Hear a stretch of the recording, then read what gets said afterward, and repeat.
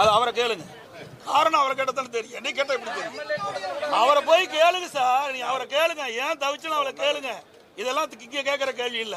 தனிப்பட்ட முறையில் இருக்கிற பிரச்சனை பேச நிறைய பேர் வரல. ஏன் வழின்னு கேட்கலாமா? அதை கேட்க மாட்டேங்கிறீங்களா? ஒரே நிமிஷம். இங்க எத்தனை பேர் வந்திருக்கிறோம்? மொத்தம் 62 பேர். அவரோட வேலை இருக்கும். இங்குல வந்து சுதந்திரமா செயல்படுகிற கட்சி திமுக மாதிரி அடிமை ஆட்கள் இங்க கிடையாது. நல்லா புரிஞ்சுங்க. எங்கேயுமே நான் ஒரு திருமணத்துக்கு போறேன், பத்திரிகையில் போடுறீங்க, இவர் கலந்துக்கல அவர்கள். நான் என்றைக்குமே யாரையும் எதிர்பார்ப்பது கிடையாது. நான் ஒரு சாதாரண தொண்டர்.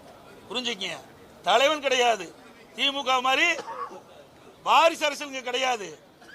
குடும்ப கட்சி கிடையாது. புரியுதுங்களா? சர்வாதிகார ஆட்சி கிடையாது. சுதந்திரமாக அனைவரும் செயல்படலாம். எங்க வேணாலும் எப்படி வேணாலும் போகலாம். யாரும் கேட்கறதில்ல. எங்களுக்கு ஒரே எதிரி திராவிட முன்னேற்ற கழகம் தான். அதைத்தான் நான் ஏற்கனவே தெளிவுபடுத்திட்டேன். மற்ற கட்சியில் எங்களுக்கு எதிரியே கிடையாது. அதே போல எங்களுக்கு இருக்கிற உறுப்பினர்கள் சுதந்திரமா செயல்படுறாங்க. எந்த தடையும் கிடையாது. எந்த கட்சியிலும் இப்படிப்பட்ட சுதந்திரம் கொடுக்கல. அதிமுக சுதந்திரம் கொடுக்கல. ஏன்னா நாங்களே இவளோடு இருந்து பணியாற்றியவர்.